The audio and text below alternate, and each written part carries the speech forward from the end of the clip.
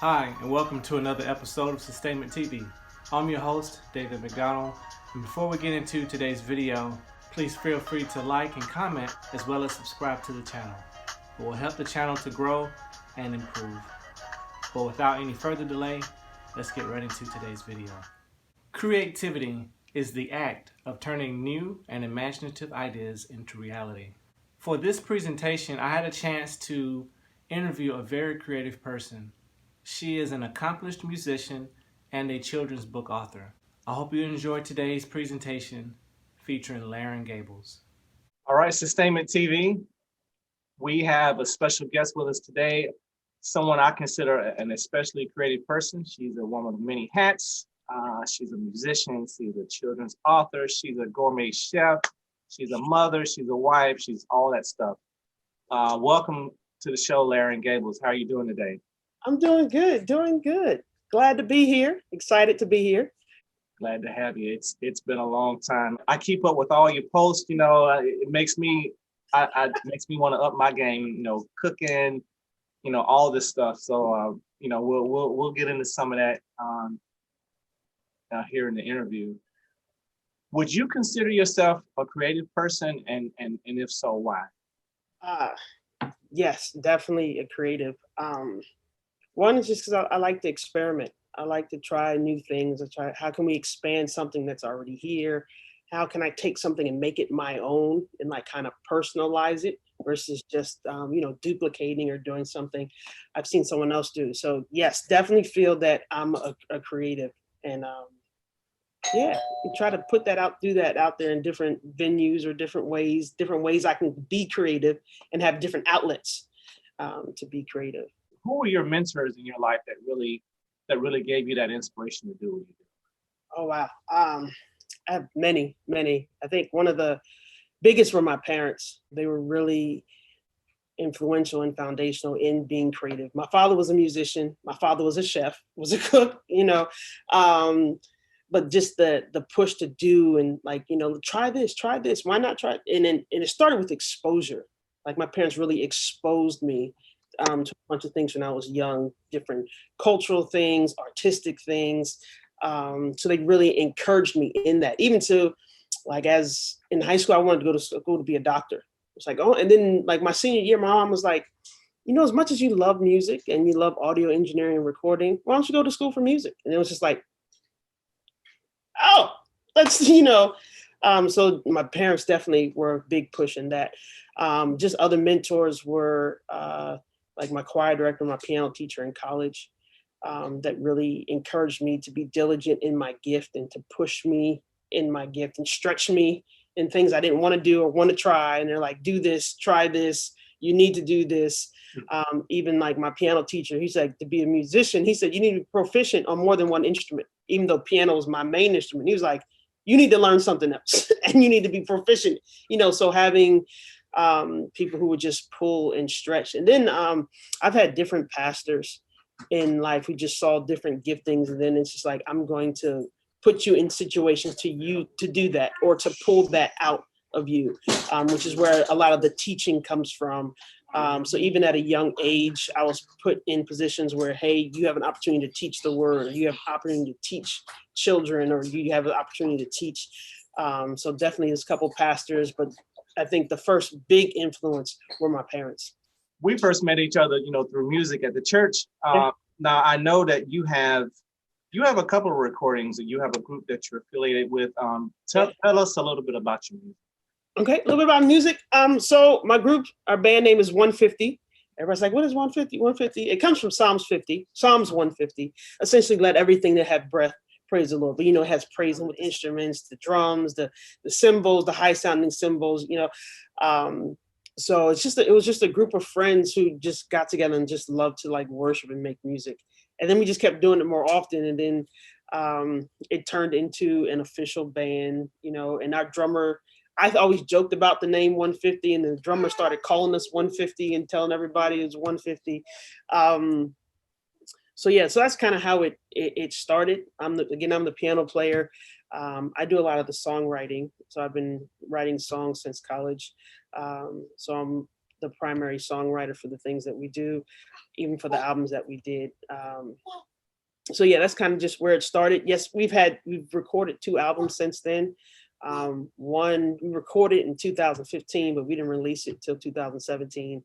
And then the last one we recorded and released in 2019. The first one's called Strength Through the Storm, which has its own story of how that came about. Short, quick story. It was my father got sick, and then it's just like I wanted some songs that would kind of like minister to him while he's sick, or something that could play over him while he's in the hospital or he's getting treatments for his cancer. So it wasn't even like I'm doing an album. It's just like I need to record something for him.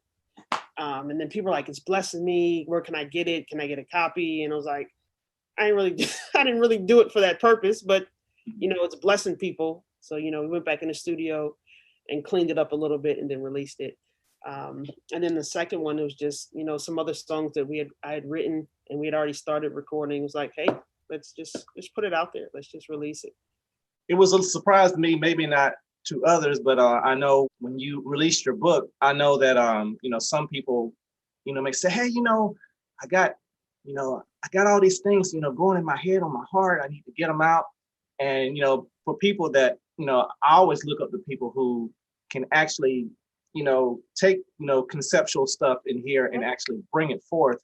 What was your inspiration for even writing a book in the first place? I mean, how did that come about? Yeah, the children's book. So actually, it was a project when I went to grad school. Okay. I was in the child, adolescent, and development class, growth and development class, and one of our projects was to write a children's book, and we had to make it age appropriate, and we had to do different things. So I wrote this book. I did these horrible graphics I can't draw. It was like clip art on like different colored pieces of paper, and it was so I just kind of started throwing some ideas down.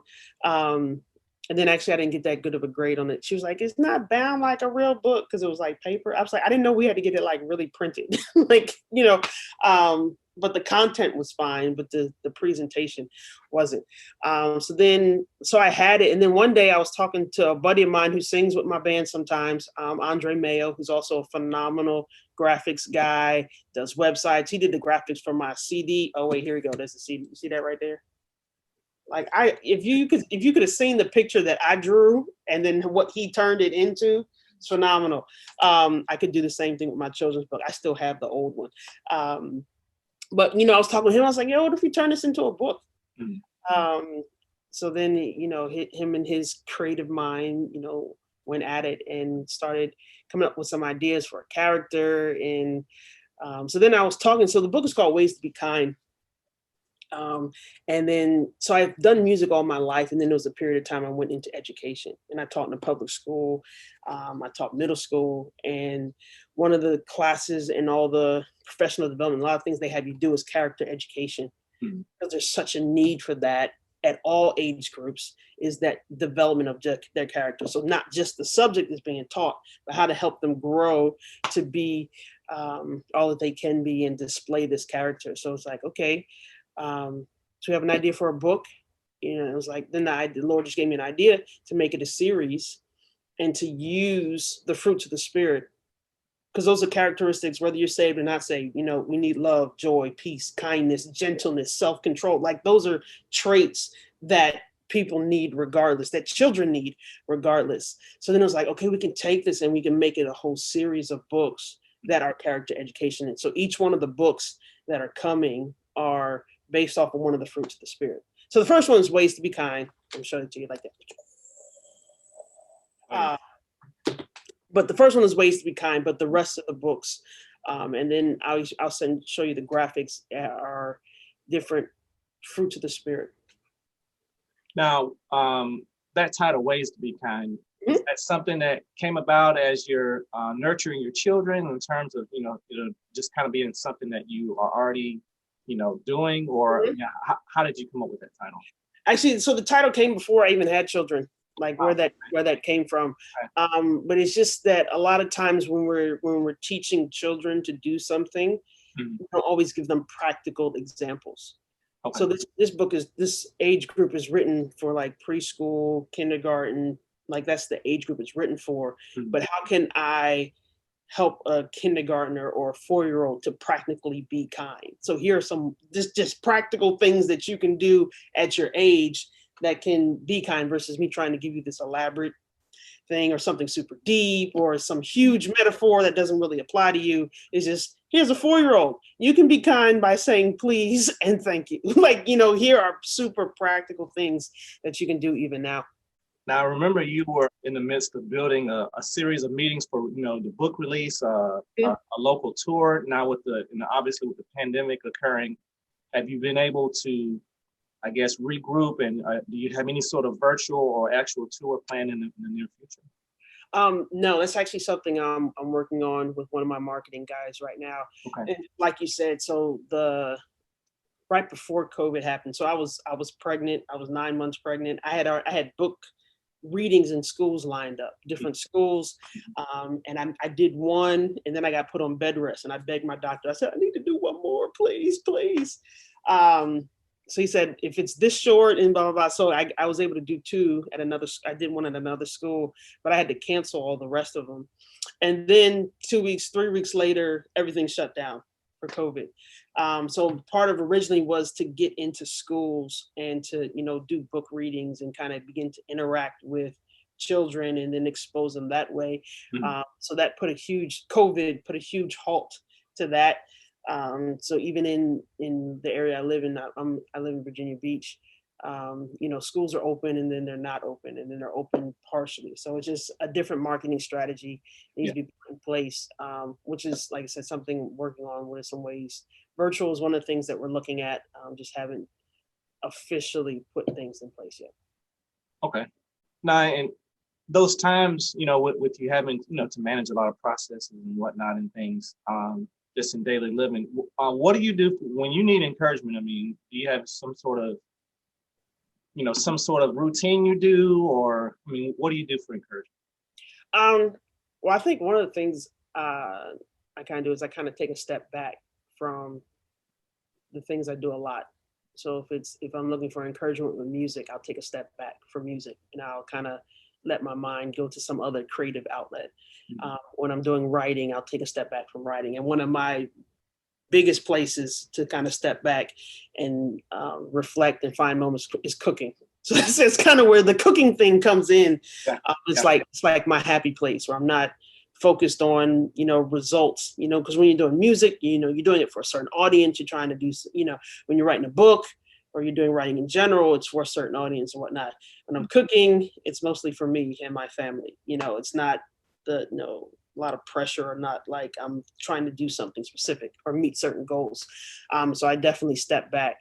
And then I'm a huge person of faith, so, praying and reading, and I have people that I can run to and throw ideas off of and bounce ideas, and they're super honest, which I love. Not just people who are just gonna say, "Oh, you're awesome." It's like, maybe not that right there, and but a huge outlet and a break for me that kind of rejuvenates me and fuels me going forward is cooking. What is being successful in life? What does success mean? At the end of the day, I think being successful is seeing fruit from from the work that I'm doing. Seeing fruit in the music, like, is it blessing people? Is it touching people? Is the things that I'm writing, is it making an impact in someone's life? The things I'm cooking, do people smile? Do they enjoy it? I think the biggest thing is to see the fruit, to see how it impacts or influences or helps, whether it's a different generation or whether it's just those in my close circle or there's my circle of influence at my church or at different schools, but to see some kind of fruit from that. And I think that, for me, that is huge.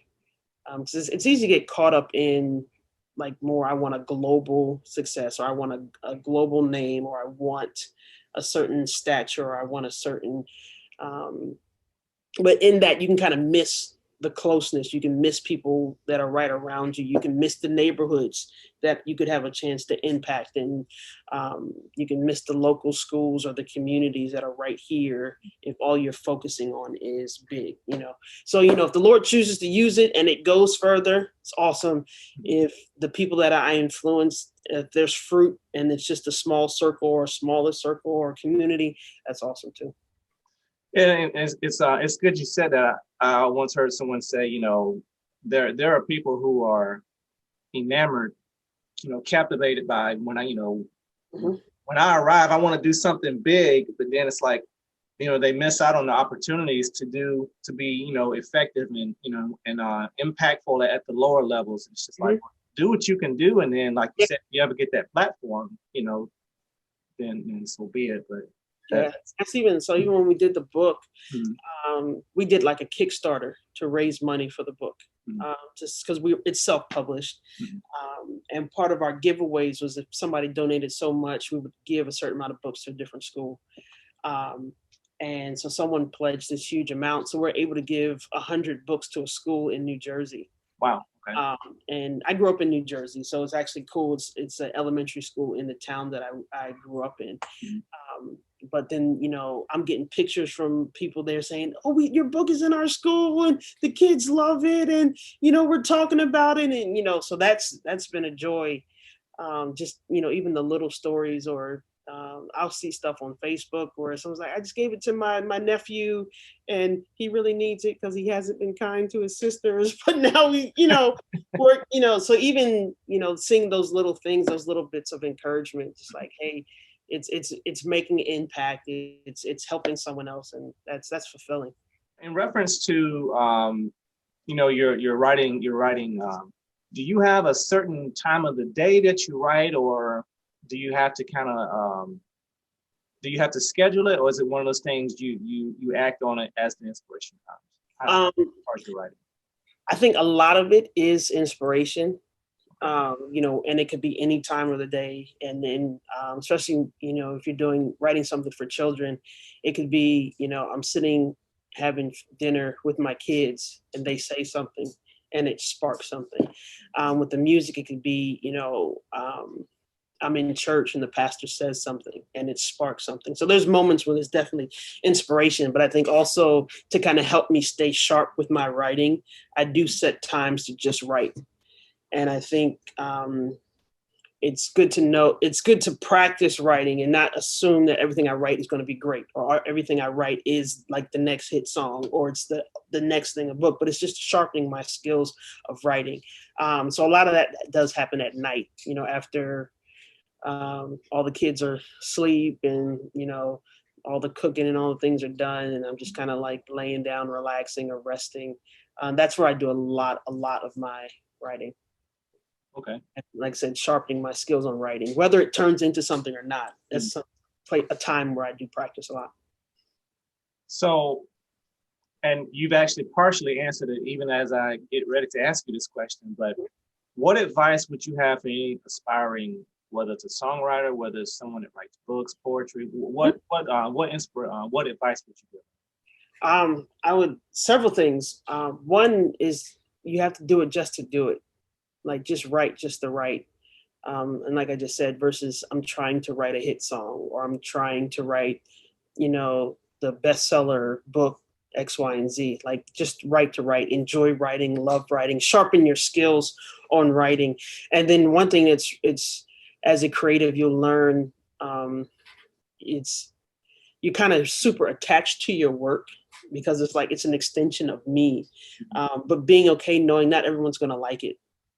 I mean, it's just a reality. You're not going to please everybody, and people have different tastes and people want to have different opinions, and you think it's the best thing ever. And they're like, I don't like it, but being okay, knowing that I can't please everybody and I'm not writing for everybody, or this is a specific audience or a particular audience, and being okay with that and not so stuck on I'm trying to please everybody, but this is what I want to do with this particular part of my gift or this creative outlet. I want it to reach these group of people or this people, and have that impact.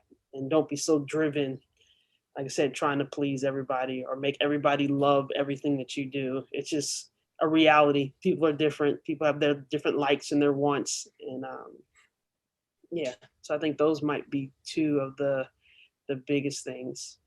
That definitely hits home. It's one of those things where a lot of times when it's something like a sport, They say, well, in order to perfect your craft, that 50-second, 400-meter time on the track, you got to put in 5 hours of, time on the track, to be able to perform well in that 50 seconds. Well, I think a lot of times, like you're saying, with songwriting, is like, it's okay to practice, and have rough drafts and all this other stuff, or just bad songs. Right? Yeah. I've written bad songs. You're not going to hear them though. Right. They've happened. Yeah. Yeah, that's awesome. You have any final thoughts for our audience today? No, I also think it's also important to surround yourself with people that kind of love what you do, that can really help you, encourage you, push you. That's the other thing I was going to mention. The other thing I think is super important is to kind of like stay in your lane. It's like, I know what I'm good at. And the areas that I'm not good at, I need people to run alongside me who are good in those areas. Like I told you before, I'm not good with social media, or I'm not good with marketing. So I shouldn't be in charge of marketing that's not my area. That's not my gift. I'm like, I like being creative. I don't like selling, but to, find people that can run alongside you and where I'm strong, I'm a running that, because this isn't my area, but being okay to let someone carry that or run with that, versus trying to do everything yourself. And I think it's easy to get caught up trying to do everything yourself. And then now you're outside of what you're called to be, or what you created to be, or what you're best at. I think that's super huge. But yeah, I would just say keep running, be encouraged, keep exploring, keep stretching, keep growing. You're never too old to keep growing. I was talking to my friends earlier. I said, I need to take piano lessons. I've been playing the piano since I was 2. And I was like, you know what? I'm going to take piano lessons this year, because I want to grow and I want to stretch and I want to go into different areas that I might not have. So it's like, you can keep growing. Don't think that you've reached a certain point or that you've capped out. There are outlets to stretch and grow, and just keep going. I did have a caveat in terms of questions. Yeah. Now I know you have had a formal classroom environment, experience, by being a teacher. I guess for a lot of the parents that may be shell shocked at this point, because of having to manage the virtual classroom at home with your children, any advice you would give them? I would say, like, it kind of depends on your temperament, but like for me, I have to schedule stuff. I mean, like, actually schedule when my kids are doing virtual learning, and I had to be visual. Like, these are the things, these are the times, because if not, things are crossing and and if you don't make time for certain things, you're gonna run out of time, or there's. But I would encourage to make schedules, and stuff will change and you'll miss stuff, but it's like, let me try to prioritize or make sure these things that are important, that I put them in my schedule, so that I can try to get to them, or I can make time for them, versus if you're just out there winging it, especially with the kids' virtual schedules, and when they got to log on and when they got to log off, and the Google Meet and Zoom, and it's a lot. And then, like I said, I have a newborn. I mean, well, she just turned 1, so I have a 1-year-old, the wild card. So you can have all the schedule you want, and then the 1-year-old is like, on my schedule.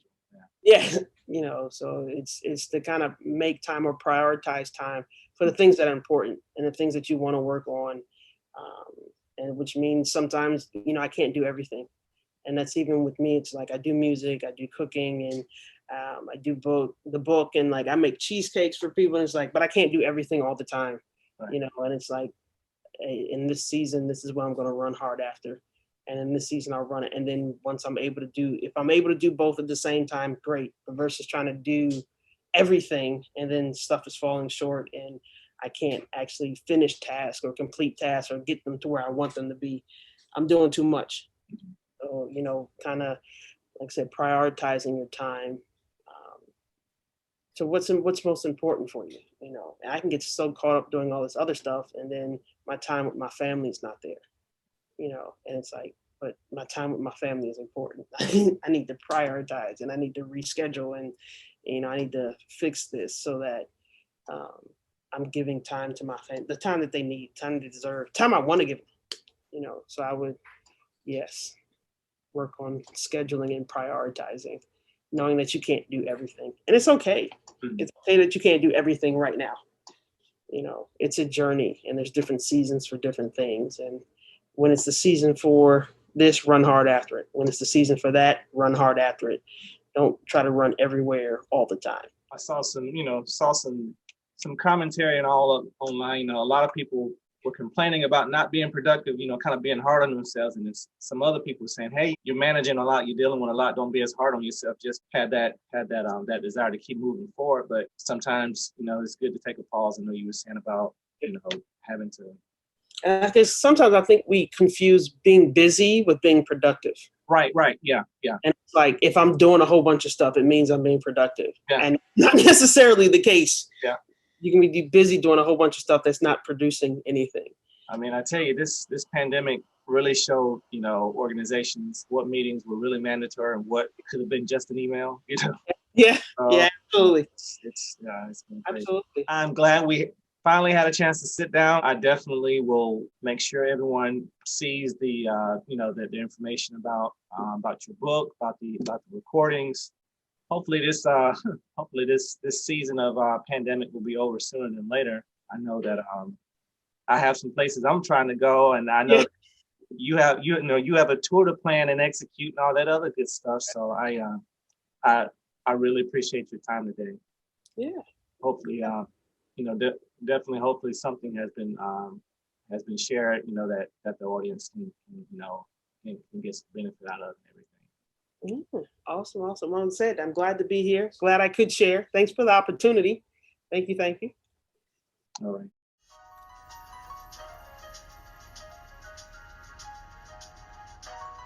I hope you enjoyed today's presentation. In addition to the links that have been featured throughout the video, the links are also featured in the description of this video.